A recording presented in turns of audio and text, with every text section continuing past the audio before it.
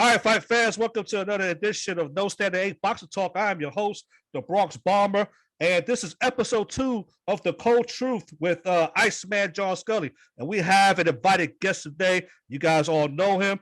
If you see him around, he is the Italian stallion of boxing Twitter. He is the master blaster, equally hated, equally loved. None other than writer, Ring Magazine writer, the host of the Neutral Corner, and commentator, Michael Montero. Mike, how you doing? Doing well, fellas. Thanks for having me on.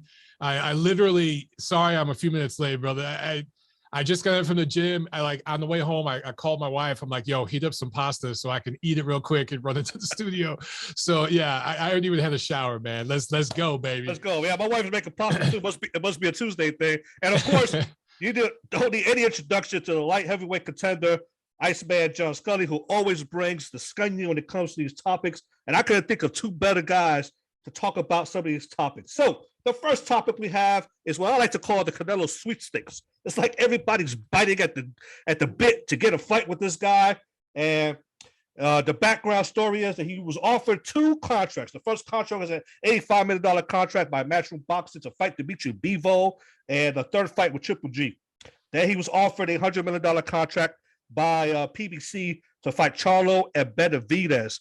And Caenlo, as we all know, as of now, had picked $85 million, left $15 million on the table to fight essentially what most people believe is the easier route. And a lot of people, a lot of fans, a lot of fighters themselves got their panties in a wad because they think that Caenlo is taking the easier route. And a lot of fans think that he is pretty much ducking these guys and not wanting to fight them. I bring in John because you've been around boxing a long time. You understand the nuances and the business about boxing. And Montero, you've been ringside. You know the new nuances that maybe fans don't understand. And maybe both of you could give a little clarity as to why Caenlo went that route. And then it turned out essentially $15 million extra dollars to fight what people perceive to be the harder fights. John, what you got? I haven't followed extremely closely, but I always know this, like behind the scenes, what we hear about in the headline is, cut and dry, but behind the scenes, there's a lot involved. There's a lot more involved, I'm sure. There's contracts, there's details of a contract. There's, stipulations maybe. There's different aspects of it that he obviously didn't like with those other fights. So I'd like to hear what those things are, before I really pass a hard judgment.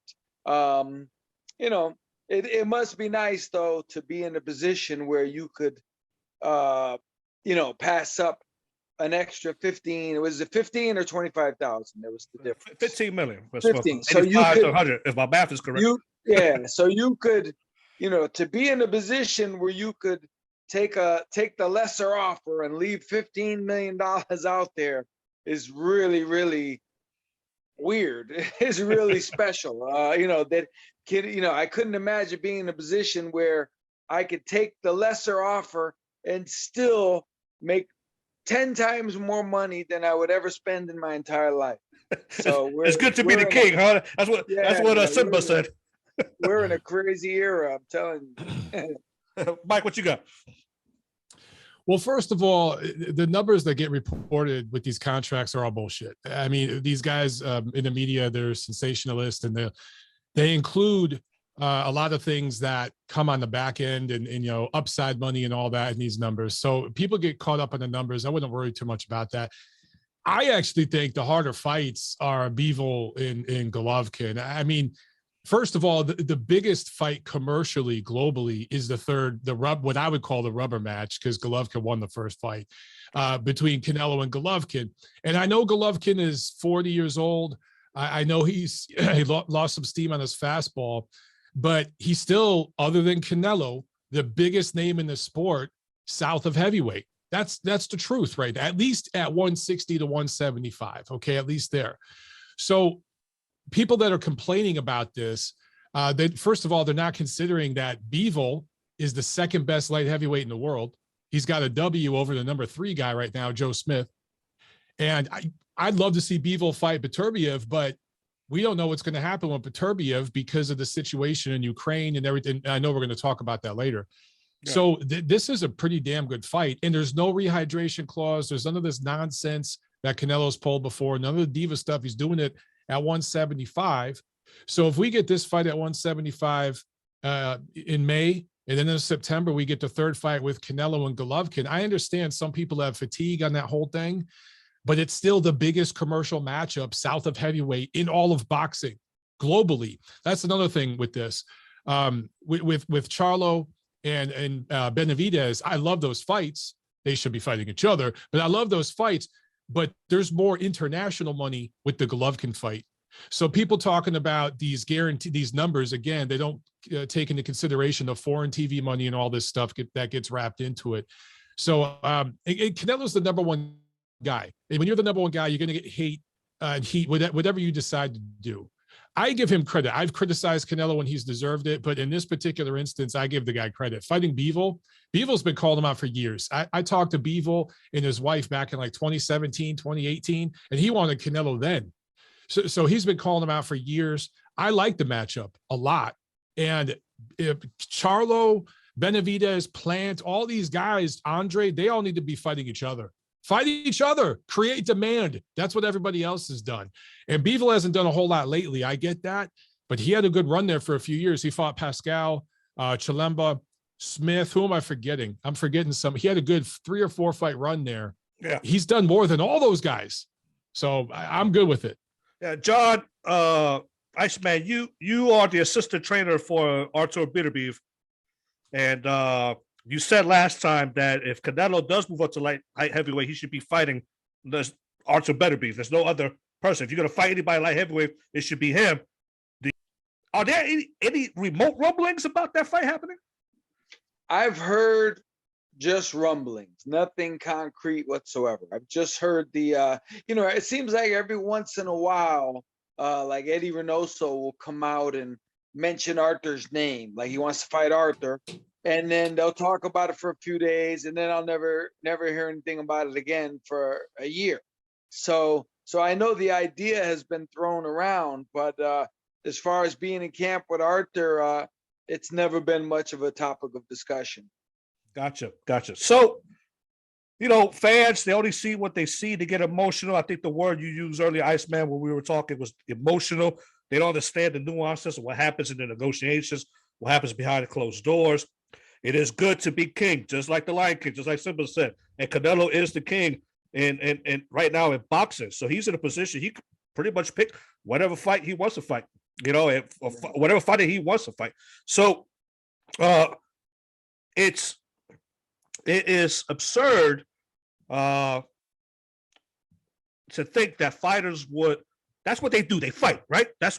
So for them to blatantly be ducking people and doing this, sometimes that's not the case. Fighters fight. Now there's the occasion when we know somebody's ducking somebody. They just don't want that problem. But I don't think that narrative pertains to Canelo. Right. I could say this. I've always said this as an example. Say and whenever I give examples, I'm really, really drastic, like ridiculously so, just to make a point. So I could say, suppose Roy Jones was fighting and they offered him $50 to fight Klitschko, right? And he said, no, I'm not gonna do it for $50, right? So then they could say, oh, Roy Jones refused to fight with Vladimir Klitschko. Well, technically he did, but it's because he wanted $5 million and not $51 bills. Correct. So, yeah. Like just because the guy says no doesn't mean he's afraid. Guys, correct. Look, at that level, we're not afraid. Come on, man. This is what we do. We're not afraid. But there comes, and also I always point this out to people. People say they'll name a fighter. So-and-so is scared. So-and-so this, so-and-so that. I said, do you realize when you're talking about a fighter, you are talking about essentially a corporation. You are talking about his manager who has invested a lot of money into him. You're talking about a trainer who has input. You're talking about his promoter. So it's a team effort. It's just the fighter. It's like the fighter's the president. And when the country bombs somebody else, he gets all the blame, but they don't realize he's getting input from everybody. And as a team, they made that decision. So, guys, I can't really even think of guys who I could say he was afraid. There's a lot more to it in the business aspect of it than just being afraid of a person. Yeah, no, I agree with all of you. I agree with Montero, Triple G. Excuse me, commercially and globally, it's probably the best fight to make with Canelo. When I wrote my article a couple months ago, the 5 guys that could probably take Canelo on now, Triple G, I said, was probably, of the 5 guys that I mentioned in the article, probably the one that's probably the best position to give Canelo a good commercial fight. So there you have it, folks. We're going to put that topic to bed. We are all 3 in agreement, like it or not. Canelo's fighting Dimitri Bivol, and hopefully Triple G in the 3rd fight. You don't understand boxing, and like Roger Mayweather said, you don't know shit about boxing. So Canelo ain't scared, folks. This is all business, and that is the cold truth with Iceman and Mike. Moving on to the next topic, we got Chris Colbert. Man, that hype train derailed fast, didn't it? And for all intents and purposes, he was right. He was highly touted coming up. He was ranked very high in some of the major rankings, and he was supposed to fight Gutierrez, was it? And that fight fell through because of COVID, and they went and found Hector Garcia within 3 weeks' notice, and Hector Garcia, carp diem, he seized the day and put on a show, and pretty much put the pressure, relentless pressure on Colbert.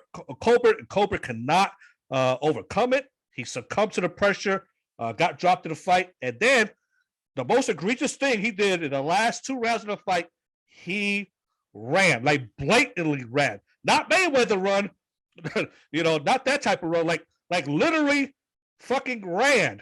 And I don't think that set well with the fans. And immediately after, fighters that he had been talking junk to came on Twitter and roasted him. Shakur Stevenson, Jamel Herring, they roasted him. And a lot of that is because Colbert tried to portray himself as what I perceive to be a villain, burnt a lot of bridges, especially during interviews with journalists. He portrayed himself to be something he wasn't, and that came to light against Hector Garcia. What should happen with Colbert moving forward? I mean, he's a really good fighter. We can't deny that. He's skilled. Should he start from the way bottom? Should he drop off the rankings based on that atrocious performance, or should he be right in the mix and get ready for another world title? Montero, I'll give you the first one on this. Well, yeah. So this is a subject that we discussed on the Ring Ratings Committee this weekend. Just how far do we drop him? Because he lost to a guy that on paper he was supposed to dominate. I got to give credit to Colbert though. At least this much, after the fight, he gave his opponent credit. He didn't make no excuses. I was injured, this, that, the other. He was in there with a last minute replacement. And we've seen plenty of guys lose early in their career and rebound from it, improve, especially guys that suffered knockouts. What's concerning about this is, man, he was completely outboxed in this fight. And on the surface, on paper, you just would not expect that from this matchup. And as you mentioned, Jacob, he was basically just trying to survive late in the fight. You could see that he had capitulated, where he was telling himself, okay, I ain't going to win, but this dude ain't knocking me out. I'm going to go the distance. I'm going to take the L, and I'm going to rebound from it. Man, you never want to see a fighter thinking that way. You always want to see a fighter trying to win, and he stopped trying to win in that fight. So that's what's most concerning to me. As far as getting roasted by other fighters and everything, look, when you talk shit, you got to back that shit up. And when you don't, it's going to get ugly. So that's not even a boxing rule. That's just a street rule in general. Yeah. I mean, that's shit. You can do that when you're shooting hoops, when you're playing baseball, whatever, right? So I can't feel bad for him there. But the one thing I want to emphasize, it's just one fight. It's just one fight. So, let's not jump all over the kid and shit down his throat. Let's see what he can do from this. If he can rebound, maybe now he's been humbled. He takes a step back. Should he be fighting for a title anytime soon? Hell no. Hell no. He needs to take a step back and rebuild a little bit. But sometimes this is the best thing for a fighter like him. All that shit he was talking and everything, maybe he wasn't focusing on the right thing. And now he could take a step back, focus on the right thing, and build himself back up. Iceman, you're a fighter, one of the toughest fighters in the 80s and 90s, man. And Yes, I can't picture you backing down when the pressure was hot. Man, I seen it.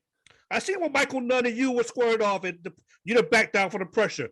What do you make of that? What do you make of that mental? When a fighter makes that mental decision to just say, hey, I'm going to quit, or I'm going to just survive, or I'm going to coast, do you think he has the gumption to capture a world title?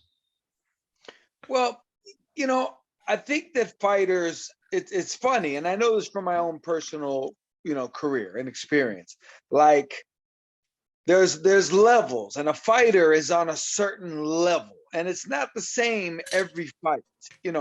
One night, like I could think of fights I had in my career where, okay, I'll give you an example. When I fought Michael Nunn, Al Bernstein on the broadcast said, if this John Scully had fought any of the guys he lost to, he would have beaten them. If this guy, you know what I mean? So, it's like you're a different guy from fight to fight. And I think this guy, he didn't expect what he got. I think he was tested and he failed. He probably, with a replacement, maybe he thought he had a gimme. Maybe he thought it was going to be running his way. And when he saw what he was dealing with, he did not respond well. And I know he's kicking himself. I know he regrets it. So going forward, he's going to have a mountain to climb. He's going to have to prove himself to people that he can deal with some kind of adversity. I think my feeling, if I was his trainer talking to him, I would ask him, did you get taken by surprise? Did you psychologically, did you think you had an easier fight than it was? That's a possibility. So I don't want to write the kid off. Let's give him another chance, and he'll get another chance. He's got a little bit of a name. I mean, he's been on TV. He's going to get another chance. And here's the thing: if he came in next fight and they put him in with somebody at a higher level, just threw him in, and if he wins, he's right back in the game. That's that's how boxing is. That's Plenty boxing. of guys have been written off, and then look at Duran. Duran in 1980 was done. He was done psychologically, emotionally, mentally. He was done. 3 years later, he destroys Davey Moore. That's right. And he's a god in Panama, and he's been one ever since. So I'm not gonna write the kid off. Let's give him a chance. Let's see what he's got. Hell, if Adrian Broner was given 10,000 chances, I'm pretty sure. No one got more chances than AB, baby. I'm pretty Nobody. sure Colbert come back. I absolutely roasted him in one of my articles just because of the mental makeup of one of his fights, and just the way. Hopefully, he's humbled enough. And well, there you have it, folks. The cold truth is that Chris Colbert deserves another chance. That he could potentially, if he gets his mind right, bounce back, because he is a skilled fighter. And if he gets his mind right, along with his physical attributes, he could probably do something in the future. All right, thanks, guys. All right, our next topic is a more serious one. I don't like to mix my sports with politics, but there are certain things in the world that just affect everything. And this thing happening in this conflict that's happening, well, it's not a conflict, it's a war that's happening with Russia against Ukraine has affected just about everything. All right. I mean, we have first world problems here. In the United States, it's affecting gas, it's affecting things that make our cursed life here just a little inconvenient.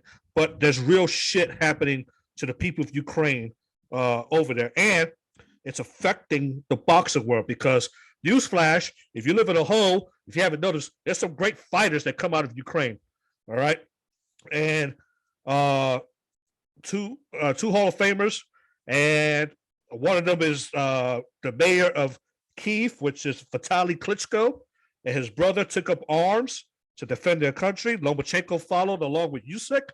And you can also see a little bit how it affected Postol against his fight against Russell, just a little bit. You can just tell, and Iceman, this could potentially have some effects, if not already, to the guy that you are the assistant trainer for, Artur Beterbiev. And recently, Chris Mannix reported, I think like a week ago, that the WBC, the WBO, the IBF will not certify Russian fighters in championship matches and completely dropped it from their rankings. Guys, I'm going to start off with Iceman. Cool or not cool? What do you think they hope to achieve in doing this? I mean, it's not like the war's going to end just because they dropped their fighters. I don't want to get political. I don't want to get into this topic sensitive. But in regards to boxing, what the fuck do they hope to achieve? Right. I'll tell you something I learned over the years, and I'm grateful to boxing for allowing me to travel the world so that I can, because I go out there. When I go somewhere, I don't stay in the hotel and I don't stay on the block. I go. I get in the car, I run, I go meet the people. I always say I got lost in Atlanta and I was like, oh shit, I might have to call Mike. Listen, you can't go to Jamaica. You can't go to Jamaica on a cruise and sit on the beach and tell people you've been to Jamaica if the only Jamaicans you've seen are the ones working in the resort. You know what I mean? You got to go out and see the people, right? That's right. So for me, they've got to understand that,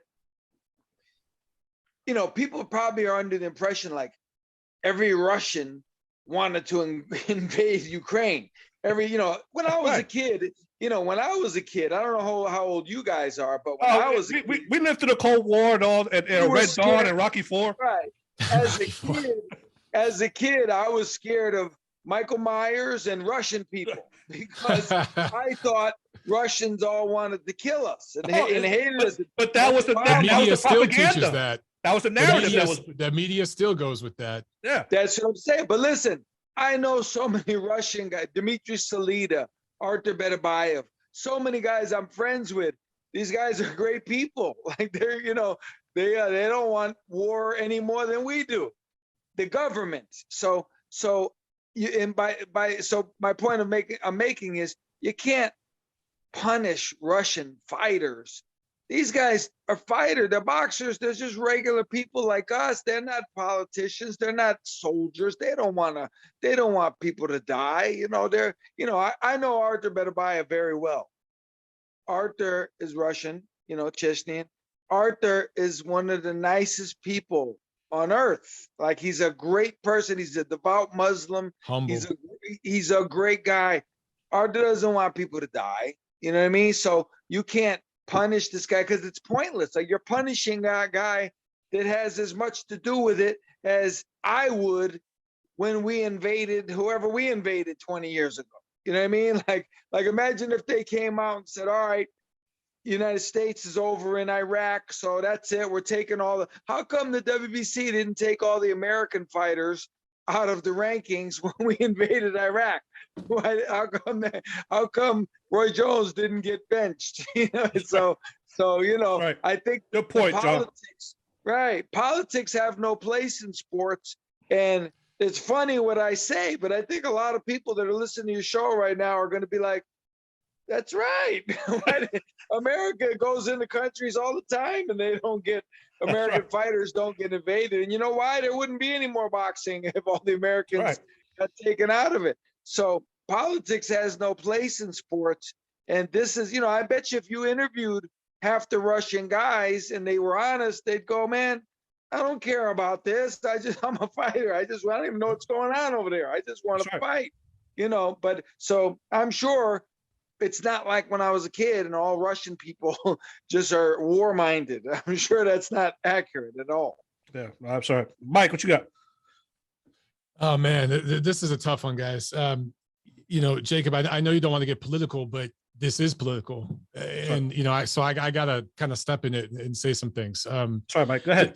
This hits home for me personally. I'm known as an Italian. I'm an Italian guy. My father's Latin heritage. He's Italian, but my mother is Slavic heritage. She's a Russian and Ukrainian. So this hits home for my family.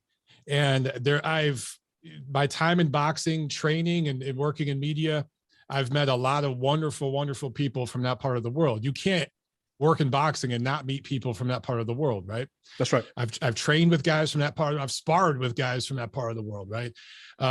So I'm sorry to go here, but I have to. That's why I brought you on the show, man. All right. Yeah. There is so much fucking hypocrisy going on right now with this bullshit. And literally, some of the most woke people on boxing Twitter had no fucking problem going over to Saudi Arabia for that AJ Ruiz rematch, where they fucking murder women for showing their ankle. Now I'm exaggerating, but shit like that, women just got the right to drive recently. And there are several women who had in American boxing press who had no problem going over there covering that event. The WBC and all these other sanctioning organizations have had no problem sanctioning Chinese fighters when there are literally concentration camps right now punishing the Uyghur Muslims in China. Okay. There are horrible dictators and bad actors throughout the world that the boxing community has seemed to be cool with if the money was right. Okay. Now you're punishing an ethnic group, people just because of where their ancestry is from. And it's nothing to do with the war. I got to say this. If there is a conflict going on in Nigeria right now, and the WBC said, we are no longer going to rank Nigerian fighters, would everybody be cool with that on Twitter? I think there'd be a lot of people complaining if they said, oh, we're not going to sanction Jamaican fighters or Nicaraguan fighters or fighters from Ghana. There'd be hell to pay. There would be people marching in the streets and breaking shit. But because it's Russians, it's okay. And there's this xenophobia, and I'm just going to say flat out prejudice in this country, in the West, when it comes to Russian people. Now, I say all that, and I admit that Vladimir Putin is a piece of shit. Mm-hmm. We all know that. He's not a good guy. But the Russian people that I've talked to, they're not cool with this. They don't want this. And by the way, Ukraine is not a democracy. A coup is how the current leadership got in charge. The people that were in before are now in jail. That's not a democracy. So this is a very complicated situation. And I fully support the Ukrainians over there fighting to defend their homeland. I had Tom Loeffler on my show last Friday. He's very close with the Klitschko brothers, obviously, but also guys like Sergei Bohacek, who's over there. Postol, who you mentioned, went over there right after his fight with Russell. There's a bunch of guys over there right now. And I think what's happening in Ukraine is awful. And I think the Russian government is acting badly. And I think that our government and some of the things that we've done have led directly to this. And there are people in our government profiteering off of this bullshit. And the media, of course, is making it two-sided because everything in our country gets whittled down to two sides, which is so freaking stupid and it drives me nuts. But yeah, I think this is ridiculous. And I've talked to a few people in the boxing industry off the record. I'm not going to name names, but I've talked to a couple of network people and a couple of promoters over the last week related specifically to this situation. And basically, what the thought process is behind this is we're going to put pressure on Putin by punishing the Russian people. Because if we punish the Russian people, they'll revolt and rebel against Putin. That's not going to happen. The people over there that doesn't happen in a dictatorship. Right. So punishing Russian fighters who are based in other parts of the world and have nothing to do with the government. I personally feel that this is wrong. And if it was pointed in another direction, I do think that people would be up in arms on social media. The only reason this has stayed kind of quiet and no one's really complaining is because it's Russians getting fucked here. And that just seems to be okay in America for some reason. Yeah, no, I will echo both your sentiments. I think it's total bullshit too. I think the fighters that are being dropped from these rankings and not being allowed to fight and make a living and put food on the table, because not everything is about world titles and the glitz and gloss that goes along with being a prize fighter. Some of these folks actually, that's how they put food on the table. Yeah. They're just a casualty of war as anybody else. So there you have it, folks. The Iceman, myself, and Montero think is total bullshit that fighters from Russia are being dropped from the ranks, not being allowed to fight for championships. And the WBA is the lone it's the lone black sheep here, but they always do something a little weird, don't they? The WBA is always weird in that sense. But they too have taken a stance. They're just not allowed. If you're a Russian champion, you're allowed to fight and defend your title and do all that. Oh, they're getting that sanctioning money, baby. They ain't fucking with Caenlo Bevo. Come on, man. Come on. WB will have the super duper champion if you allow them. Yeah. So anyway, there you have it, folks. The cold truth is, listen, sanction the bodies. Let the Russian fighters fight. That's the cold truth. And with that, no, I don't think another topic will trump that. So we'll save our Alexis Arguello and Chocolatino topic for another episode because I want to end on a positive note. And with that, so there you have it, folks. Iceman John Scully, Michael Montero giving you the cold truth about 3 heavy topics revolving boxing. And until the next time, join us on episode 3. And we don't have set topics. We just, as the boxing world, the boxing news develops, that's how we develop these topics and go on. Thanks for joining us. Iceman, thank you for your time. Till next time. Mike, thanks for joining us. So, thanks a lot, guys.